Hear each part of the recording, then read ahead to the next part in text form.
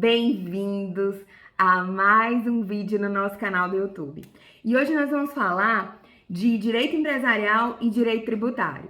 Porque muitas vezes a gente aprendeu a segmentar o conhecimento e quando junta a gente fica um pouco inseguro em relação ao conhecimento. E hoje nós vamos conversar sobre a responsabilidade por dívidas tributárias na sucessão empresarial. Sucessão empresarial. Quando um empresário, ele vende o seu estabelecimento comercial ou uma unidade, também pode acontecer dele vender uma unidade ou filial, mas enfim, vamos tratar quando ele vender esse fundo de comércio ou estabelecimento comercial. O nome desse contrato de compra e venda é trespasse. E ele tem seus requisitos para produzir efeitos entre as partes e perante terceiros. Ele precisa de um registro, lá a gente vê isso em direito empresarial. E é óbvio que o alienante, o antigo empresário, ele praticou várias atividades no âmbito da sua atividade comercial. Ele contraiu dívidas trabalhistas, dívidas empresariais ou civis e dívidas tributárias também. Ele praticou fatos geradores.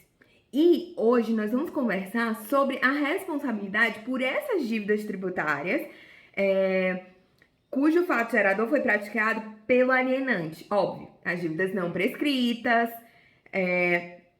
Então, vamos conversar sobre elas. A disposição que a gente vai conversar está principalmente no artigo 133 do CTN.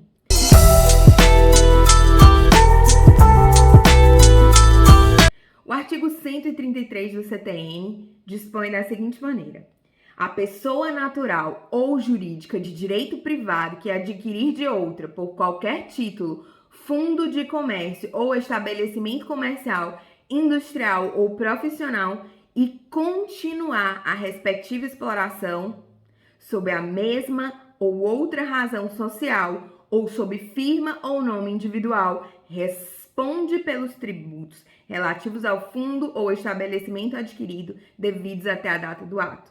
Que o caput do 133 já deixa claro pra gente.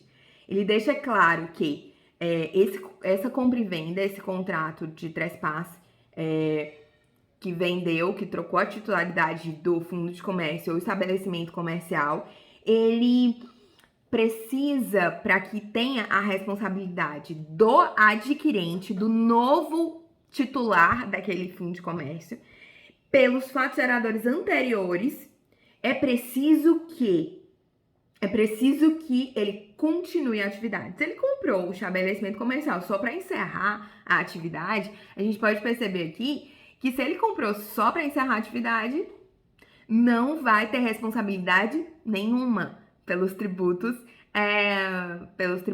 devidos anteriormente. Esse é um caso de responsabilidade tributária. Esse nome até assusta, mas não se preocupe, essa não é tão difícil. Responsabilidade tributária pelos tributos devidos pelo antecessor, pelo alienante. Então, se ele continuar a exploração da atividade, o adquirente pode ser responsabilizado.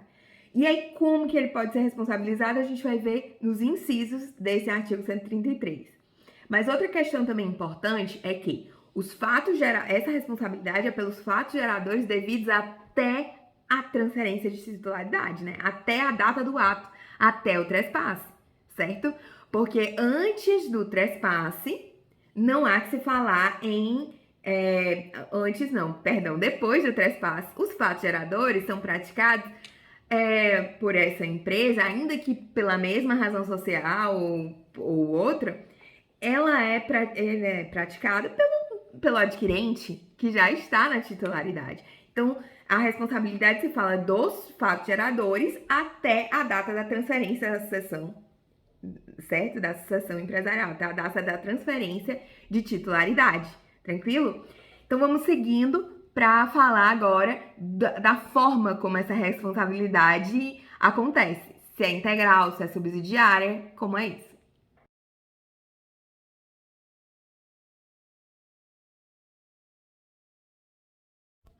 Então, pessoal, como é essa responsabilidade. Ela pode ser, segundo o 133, inciso 1, integralmente, se o alienante cessar a exploração do comércio, indústria ou atividade.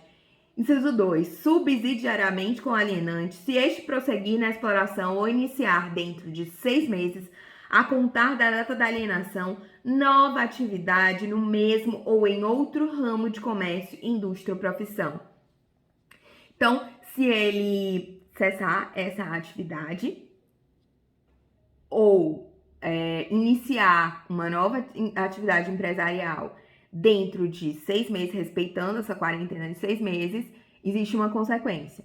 Se ele continuar a atividade empresarial ou retomar a atividade empresarial em qualquer ramo, então, nesse caso, você vai ter que considerar a responsabilidade integral. Aqui, a gente vê que esse nome integral, ele é uma nomenclatura atécnica, porque, na verdade, se trata de responsabilidade. E o que a responsabilidade integral quer dizer é uma responsabilidade solidária, que não comporta benefício de ordem, pode ser cobrado de ambos da forma que o fisco entender que é adequada. O fisco, tecnicamente, pode escolher. Eu acho que esse aqui tem mais dinheiro, esse aqui tá com dificuldade, vou cobrar desse, e é isso. Então, essa responsabilidade integral do adquirente, ela importa que o fisco possa escolher se ele cobra do alienante ou dele, porque a responsabilidade dele é integral. Mas o alienante foi quem praticou o fato gerador e ele pode sim ser responsabilizado e cobrado porque ele praticou os fatos geradores, ele é o contribuinte de fato. E o adquirente, ele é colocado aqui no 133 como responsável por esses tributos. Então, essa nomenclatura é a técnica, mas é o que o código usa, então a gente vai utilizar. Então, vamos só fixar aqui na nossa cabeça. A responsabilidade, ela pode, na sucessão empresarial, ela pode ser integral ou subsidiária. Ela será integral quando será integral se o adquirente continuar a atividade empresarial, porque isso é um requisito para ele ser responsabilizado. E também se o alienante cessar a exploração do comércio, indústria ou atividade e não iniciar dentro de 6 meses. O inciso 2 fala da responsabilidade subsidiária. Quando que a responsabilidade é subsidiária? Quando o adquirente continuar a exploração da atividade, mas o alienante nunca cessar ou retomar para qualquer ramo de atividade a atividade comercial, industrial ou profissão dentro de 6 meses. Então, se ele não respeitar essa quarentena, a responsabilidade vai ser subsidiária. Se ele respeitar a quarentena, a responsabilidade vai ser subsidiária. E se ele não respeitar, a responsabilidade vai ser integral pelo pagamento de tributos.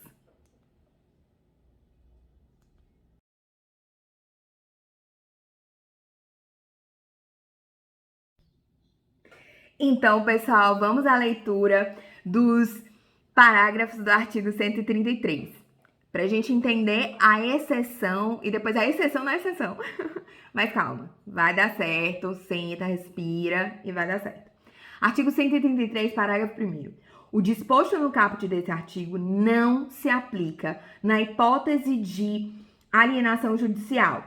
1. Em processo de falência. 2. De filial ou unidade produtiva isolada em processo de recuperação judicial. Isso por quê? Isso está em consonância até com a teoria da empresa, que foca não numa vingança privada contra o mau gestor. Não. O foco do processo falimentar é a recuperação da empresa, a manutenção da empresa, para que os empregos permaneçam, a inovação, todos os benefícios que a empresa traz permaneçam. Então, esse é o foco do processo falimentar, a recuperação da empresa. É como se fosse você levar a empresa que está passando por um problema, né, uma doença, para um remédio. Para um hospital. E aí lá ela se cura e permanece. Eventualmente, então, você tem que mudar alguns hábitos, mudar algumas coisas. E às vezes tem que mudar até o gestor da empresa, às vezes tem que transferir a titularidade para alguém que possa gerir melhor essa empresa para que ela não venha a ficar doente novamente, a ter problemas.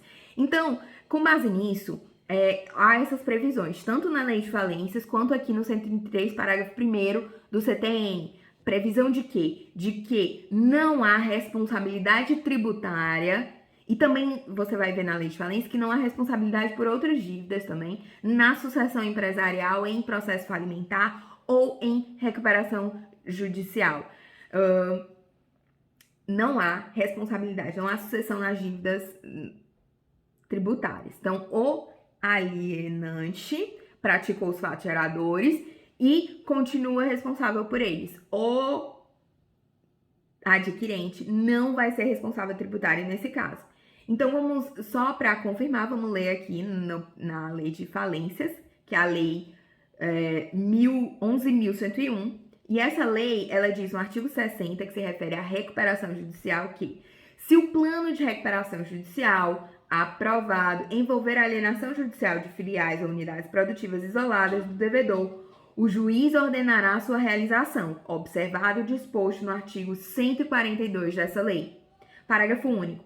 O objeto da alienação estará livre de qualquer ônus e não haverá sucessão do arrematante nas obrigações do devedor de qualquer natureza, incluídas, mas não exclusivamente, as de natureza ambiental, regulatória, administrativa, penal, anticorrupção, tributária e trabalhista, observado o disposto no parágrafo 1º do 141. Então, aqui ele diz claramente que na recuperação judicial, se o plano de recuperação envolver a venda de alguma unidade ou filial para que continue a atividade produtiva, né? Que a recuperação, ela visa isso, recuperar e continuar ainda sob a mesma gestão. Então,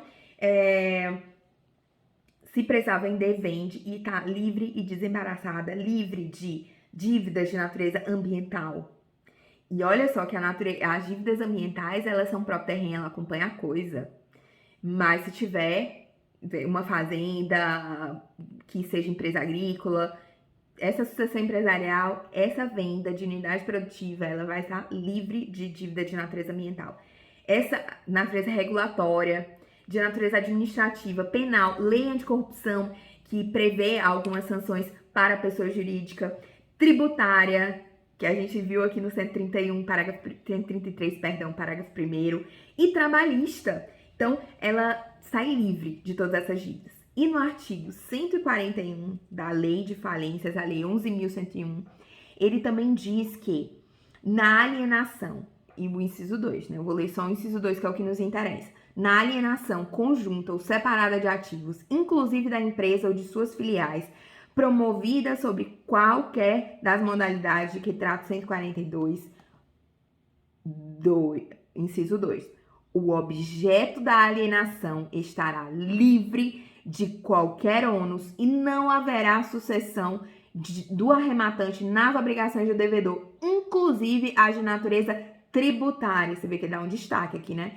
As derivadas da legislação do trabalho e as decorrentes de acidente de trabalho. Então, nem as dívidas trabalhistas e acidente de trabalho, nem as dívidas tributárias do alienante podem ser imputadas ao adquirente quando ele compra esse estabelecimento comercial ou fundo de comércio na falência. Então, é isso que acontece, a gente tem que ficar atento. Vamos para a leitura agora do parágrafo 2º e ver a exceção da exceção.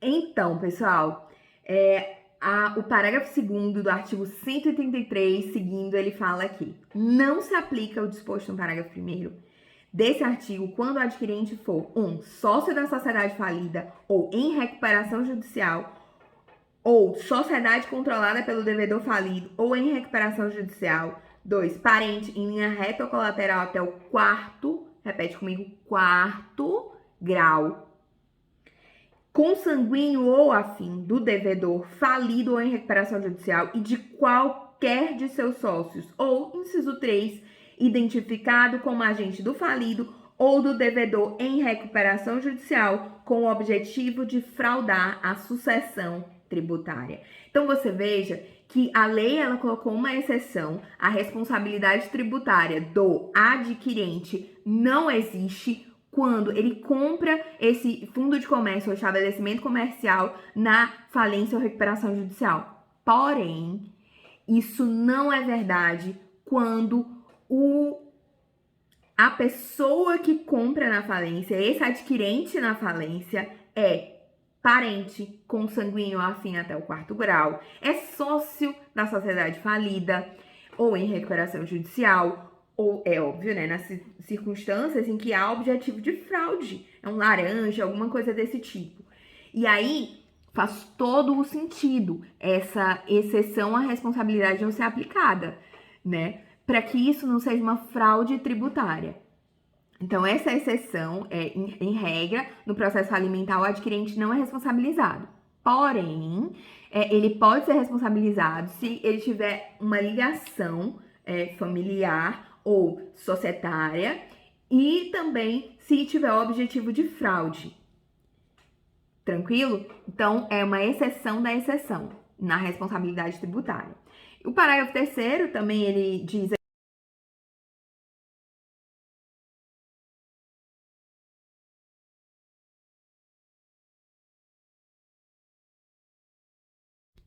Por fim, nós temos o parágrafo 3º, que ele fala que em processo de falência, o produto da alienação judicial de empresa filial ou unidade produtiva isolada permanecerá em conta de depósito à disposição do juízo de falência pelo prazo de 1 ano, contado da data de alienação, somente podendo ser utilizado para pagamento de créditos extraconcursais ou de créditos que preferem ao tributário. Veja, essa é uma disposição prática para que o FIS não fique sem receber, então ela é importante também. Mas para finalizar aqui, eu gostaria de fazer um pequeno resumo para a gente lembrar essa questão da sucessão.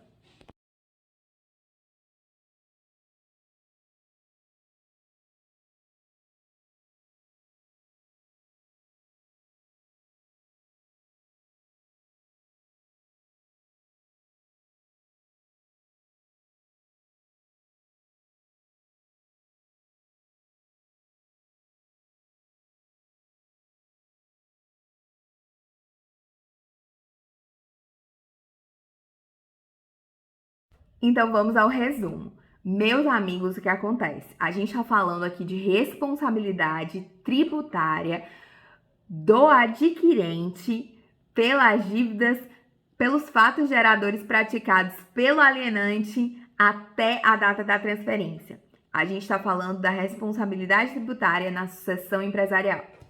A sucessão empresarial, quando há uma sucessão empresarial, um contrato de trespasse, no qual há a transferência de titularidade do fundo de comércio ou do estabelecimento empresarial, existem eventuais pendências, dívidas civis ou comerciais, existem dívidas tributárias ou trabalhistas.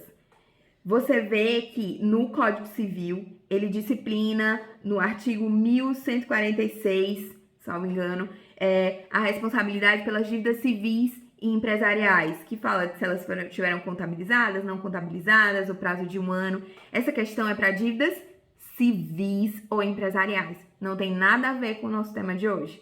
Então, você pode ler um Código Civil e compreender melhor, ou a gente pode até, eventualmente, fazer um outro vídeo sobre essa responsabilidade pelas dívidas civis e empresariais na sucessão. Existe a responsabilidade pelas dívidas trabalhistas, e também é uma outra legislação, está em outras leis.